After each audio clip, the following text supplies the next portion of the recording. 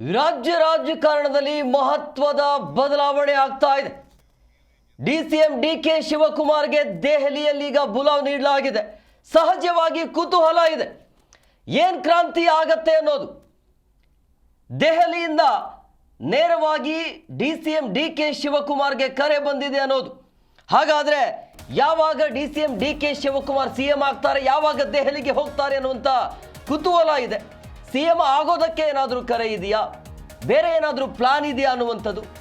ಸದ್ಯಕ್ಕಂತೂ ಬರ್ತಾ ಇರುವಂಥ ಮಾಹಿತಿಯ ಪ್ರಕಾರ ಬಹುಶಃ ಈ ಕುರ್ಚಿಯ ಕಿತ್ತಾಟಕ್ಕೆ ಬ್ರೇಕ್ ಹಾಕುವಂಥ ಸಾಧ್ಯತೆ ಇದೆ ಅಂತ ಹೇಳಲಾಗ್ತಾ ಇದೆ. ಮೇ 26ಕ್ಕೆ, ನಾಳೆಯಲ್ಲ ನಾಡಿದ್ದು 26ನೇ ತಾರೀಕಿಗೆ ಸಿಎಂ ಹಾಗೂ ಡಿಸಿಎಂ ಇಬ್ಬರನ್ನ ದೆಹಲಿಗೆ ಬರುವಂತೆ ಬುಲಾವ್ ನೀಡಲಾಗಿದೆ ಅನ್ನೋದು ನಮಗೆ ಸಿಗ್ತಾ ಇರುವಂಥ ಇನ್ಸೈಡ್ ಮಾಹಿತಿ.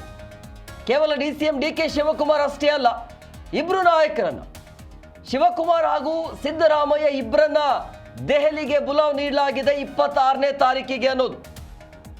ಸಹಜವಾಗಿ ಇದು ಮಹತ್ವ ಪಡೆಯುತ್ತೆ. ಸರ್ಕಾರಕ್ಕೆ 3 ವರ್ಷ ಆಯಿತು. 3 ವರ್ಷ ಆದ ನಂತರ ಮುಂದಿನ ಅವಧಿಯಲ್ಲಿ ಯಾರು ಸಿಎಂ ಆಗ್ತಾರೆ ಎನ್ನುವಂಥ ಕ್ವಶನ್ ಮಾರ್ಕ್ ಹಾಗೆ ಇದೆ. ಆ ಕ್ವಶನ್ ಮಾರ್ಕ್ಗೆ ಉತ್ತರ ಕೊಡುವಂಥ ಸಾಧ್ಯತೆ ಇದೆ ಅಂತ ಹೇಳಲಾಗ್ತಾ ಇದೆ. ದೆಹಲಿಯಿಂದ ಇಬ್ರು ನಾಯಕರಿಗೆ ಕರೆ ಬಂದಿದೆ ಅನ್ನೋದು. ಬುಲಾವ್ ನೀಡಲಾಗಿದೆ 26ನೇ ತಾರೀಕಿಗೆ ಸಿಎಂ ಸಿದ್ದರಾಮಯ್ಯ ಹಾಗೂ ಡಿಸಿಎಂ ಡಿಕೆ ಶಿವಕುಮಾರ್ ಇಬ್ರು ದೆಹಲಿಗೆ ಬನ್ನಿ ಅಂತ ಹೈಕಮಾಂಡ್ ನೇರವಾಗಿ ಬುಲಾವ್ ನೀಡಿದೆ ಅನ್ನೋದು. ಇಬ್ರು ನಾಯಕರಿಗೆ ಕರೆ ಹೋಗಿದೆ ಅಂತ. ಹಾಗಾದ್ರೆ ಇಬ್ರು ನಾಯಕರ ಮಧ್ಯೆ ಏನೆಲ್ಲ ಚರ್ಚೆ ಆಗತ್ತೆ, ಏನೆಲ್ಲ ಮಾತುಕತೆ ನಡೆಯುತ್ತೆ ಅನ್ನುವಂಥ ಕುತೂಹಲ ಇದೆ.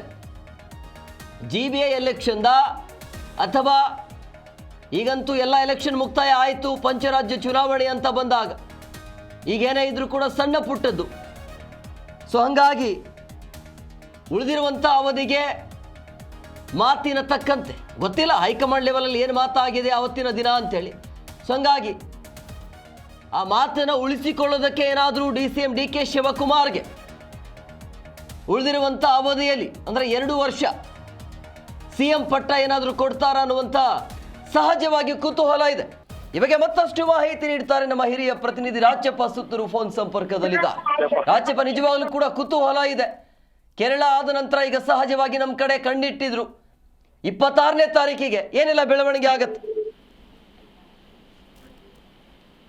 ಎಂ ಕುಮಾರ್, ಈಗೇನು ರಾಜ್ಯ ಸರ್ಕಾರ ಮುಖ್ಯಮಂತ್ರಿ ಸಿದ್ದರಾಮಯ್ಯ ಮತ್ತೆ ಡಿಸಿಎಂ ಡಿಕೆ ಶಿವಕುಮಾರ್ ಈಗ SIR ಸಂಬಂಧಪಟ್ಟಂತೆ ಈಗಾಗಲೇ ಏನು ಒಂದು ಸಭೆಯನ್ನು ನಡೆಸ್ತಾ ಇದ್ದಾರೆ. ಆ ಒಂದು ಸಭೆ ಸಂದರ್ಭದಲ್ಲಿ ರಾಹುಲ್ ಗಾಂಧಿ ಮುಖ್ಯಮಂತ್ರಿ ಸಿದ್ದರಾಮಯ್ಯ ಮತ್ತು ಡಿಸಿಎಂ ಡಿಕೆ ಶಿವಕುಮಾರ್ಗೆ ಈ ಒಂದು ವಿಷಯವನ್ನ ತಿಳಿಸಿದಂತ ಮಾಹಿತಿ ಲಭ್ಯವಾಗ್ತದೆ. ಅದರಲ್ಲಿ ವಿಶೇಷವಾಗಿ ಮುಖ್ಯಮಂತ್ರಿ ಸಿದ್ದರಾಮಯ್ಯರು ಸಚಿವ ಸಂಪುಟವನ್ನ ಪುನರಚನೆ ಮಾಡ್ಲಿಕ್ಕೋಸ್ಕರ ರಾಹುಲ್ ಗಾಂಧಿ ಅವರ ಸಮಯಾವಕಾಶವನ್ನು ಕೇಳಿದ್ರು. ವಿಶೇಷವಾಗಿ ಕೇರಳ ಸಂದರ್ಭದಲ್ಲಿ ಕೇರಳದ ಪ್ರವಾಸದ ವೇಳೆಯಲ್ಲಿ ಅವರು ತಮಗೆ ಅನುಮತಿಯನ್ನು ಕೊಡಿ ಅಂತ ಒಂದು ಮನವಿಯನ್ನು ಮಾಡಿದ್ರು. ಆ ಒಂದು ಹಿನ್ನೆಲೆಯಲ್ಲಿ ಅವ್ರಿಗೆ ಅನುಮತಿಯನ್ನು ಕೊಡಲಾಗಿದೆ ಅಂತ ಮಾಹಿತಿ ಇದೆ. ಹಾಗಾಗಿ ಮುಖ್ಯಮಂತ್ರಿ ಸಿದ್ದರಾಮಯ್ಯರು 26ನೇ ತಾರೀಕು ದೆಹಲಿಗೆ ತೆರಳ್ತಾ ಇದ್ದಾರೆ. ಆ ಸಂದರ್ಭದಲ್ಲಿ ರಾಜ್ಯ ಸಚಿವ ಸಂಪುಟ ಪುನರ್ರಚನೆ, ಇದನ್ನ ಮತ್ತೊಮ್ಮೆ ಹೇಳ್ತಾ ಇದ್ದೀನಿ, ರಾಜ್ಯ ಸಚಿವ ಸಂಪುಟ ಪುನರ್ರಚನೆ ಚರ್ಚೆ ಬಗ್ಗೆ ಮುಖ್ಯಮಂತ್ರಿ ಸಿದ್ದರಾಮಯ್ಯ ಕರೆಯಲಾಗಿದೆ ಹೊರತು ರಾಜ್ಯ ಸರ್ಕಾರದ ನಾಯಕತ್ವ ಬದಲಾವಣೆ ಇರಬಹುದು ಅಥವಾ ಮುಖ್ಯಮಂತ್ರಿಗಳ ಬದಲಾವಣೆ ಸಂಬಂಧಪಟ್ಟಂತೆ ಯಾವುದೇ ಚರ್ಚೆ ಇಲ್ಲ. ಕೇವಲ ಸಚಿವ ಸಂಪುಟವನ್ನ ಪುನರ್ರಚನೆ ಮಾಡ್ಲಿಕ್ಕೋಸ್ಕರ ರಾಹುಲ್ ಗಾಂಧಿ ಅವರು ಸಿದ್ದರಾಮಯ್ಯವರಿಗೆ ಅನುಮತಿಯನ್ನು ಕೊಡುವಂತ ಸಾಧ್ಯತೆ ಇದೆ. ಹೀಗಾಗಿ ಈ ಒಂದು ಸಂಬಂಧಪಟ್ಟಂತೆ ಚರ್ಚೆಗೆ ದೆಹಲಿಗೆ ಆಹ್ವಾನ ಕೊಟ್ಟಿದ್ದಾರೆ ಅಂತ ಮಾಹಿತಿ ಇದೆ.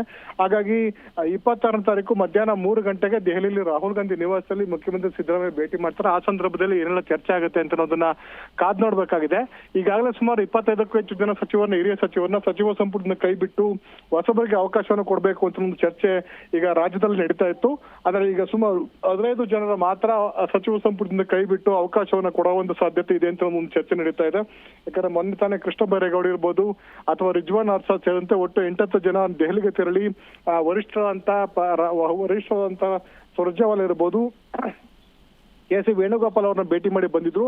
ಆ ಸಂದರ್ಭದಲ್ಲಿ ಸಿಕ್ಕಂತ ಮಾಹಿತಿ ಪ್ರಕಾರ ಸುಮಾರು 15 ಜನರನ್ನ ಸಚಿವ ಸಂಪುಟದಿಂದ ಏನು ಹೊಸದಾಗಿ ಸೇರ್ಪಡೆ ಮಾಡ್ಕೊಳ್ಬಹುದು, ಕೆಲವ್ರನ್ನ ಕೋಕ್ ಕೊಡ್ಬೋದು ಅಂತ ಒಂದು ಮಾಹಿತಿ ಇದೆ. ಅದರಲ್ಲಿ ವಿಶೇಷವಾಗಿ ಕೃಷ್ಣ ಬೈರೇಗೌಡ ಇರ್ಬೋದು, ಹಿರಿಯ ಸಚಿವರಂತ ಕೃಷ್ಣ ಬೈರೇಗೌಡ, ದಿನೇಶ್ ಗುಂಡೂರಾವ್ ಸೇರಿದಂತೆ ಹಿರಿಯ ಸಚಿವರಂತ HK ಪಾಟೀಲ್, SC ಮಹದೇವಪ್ಪ, ಪರಮೇಶ್ವರ್ ಸುಮಾರು ಹಲವಾರು ಜನರನ್ನ ಕೈ ಬಿಟ್ಟು ಹೊಸದಾಗಿ 3 ಬಾರಿ ಗೆದ್ದಂತ ಇರ್ಬೋದು, 2 ಬಾರಿ ಗೆದ್ದಂತ ಇರ್ಬೋದು ಅವಕಾಶವನ್ನ ಕೊಡಿ ಅಂತ ಡಿಮ್ಯಾಂಡ್ ಏನಿತ್ತು. ಆ ಡಿಮ್ಯಾಂಡ್ ನ ಫುಲ್ಫಿಲ್ ಮಾಡಬೇಕು ಅಂತ ಒಂದು ಚಿಂತನೆಯಲ್ಲಿ ಪಕ್ಷದ ವರಿಷ್ಠರು ಇದ್ದಾರೆ. ಆ ಒಂದು ನಿಟ್ಟಿನಲ್ಲಿ ಸಚಿವ ಸಂಪುಟವನ್ನ ಪುನರಚನೆ ಮಾಡ್ಲಿಕ್ಕೋಸ್ಕರ ಸಿಎಂಗೆ ದೆಹಲಿಗೆ ಬುಲಾವನ್ನ ಕೊಟ್ಟಿದ್ದಾರೆ. ಈ ಸಂದರ್ಭದಲ್ಲಿ ಸಿಎಂಗೆ ದೆಹಲಿ ಬುಲಾವ್ ಕೊಟ್ಟಿರೋದಕ್ಕೆ ಅಧಿಕೃತವಾಗಿ ಡಿಸಿಎಂ ಡಿಕೆ ಶಿವಕುಮಾರ್ಗೆ ಇನ್ನೂ ಯಾವುದೇ ಸಂದೇಶ ರವಾನೆ ಆಗಿಲ್ಲ ಅಂತ ಅನ್ನೋದು ಮಾಹಿತಿ ಇದೆ. ಅದು ಸಹ ಒಂದೆರಡು ದಿನಗಳಲ್ಲಿ ಡಿಸಿಎಂ ಡಿಕೆ ಶಿವಕುಮಾರ್ಗೂ ಸಹ ಸಂದೇಶ ರವಾನೆ ಆಗುವಂತ ಸಾಧ್ಯತೆ. ಯಾಕಂದ್ರೆ ಸಚಿವ ಸಂಪುಟವನ್ನ ಪುನರಚನೆ ಮಾಡೋದು ಬೇಡ, ನಾಯಕತ್ವ ಬದಲಾವಣೆ ಮಾಡಿ ಅಂತ ಪಟ್ಟನ್ನ ಡಿಸಿಎಂ ಹಿಡ್ಕೊಂಡಿದ್ರು. ಹಾಗಾಗಿ ಒಂದು ವೇಳೆ ಸಚಿವ ಸಂಪುಟ ಪುನರಚನೆ ಮಾಡಿದ್ದೆ ಆದಲ್ಲಿ ಡಿಸಿಎಂ ಅವರ ಒಂದು ಏನು ಆಸೆ ಇತ್ತು ಅವರ ಆಸೆ ಈಡೇರೋದಿಲ್ಲ. ಆ ಸಂದರ್ಭದಲ್ಲಿ ಡಿಸಿಎಂ ಅವರ ನಿಲುವು ಏನಾಗುತ್ತೆ ಅನ್ನೋದು ಒಂದು ವಿಷಯ. ಎರಡನೇದಾಗಿ ಕೆಪಿಸಿ ಅಧ್ಯಕ್ಷ ಸ್ಥಾನಕ್ಕೆ ರಾಜೀನಾಮೆ ಕೊಟ್ಟೆ ನಂತರ ಮುಂದಿನ ದಿನಗಳಲ್ಲಿ ಅವರು ಸಿಎಂ ಆಗಬೇಕು ಅಂತ ನಾವು ಚಿಂತನೆಯಲ್ಲಿ ಇದ್ರು. ಇದುವರೆಗೂ ಸಹ ಕೆಪಿಸಿ ಅಧ್ಯಕ್ಷ ಸ್ಥಾನಕ್ಕೆ ರಾಜೀನಾಮೆ ಕೊಟ್ಟಿರಲಿಲ್ಲ. ಈಗ ಸುಮಾರು 6 ವರ್ಷ ಕಳೀತಾ ಇದೆ.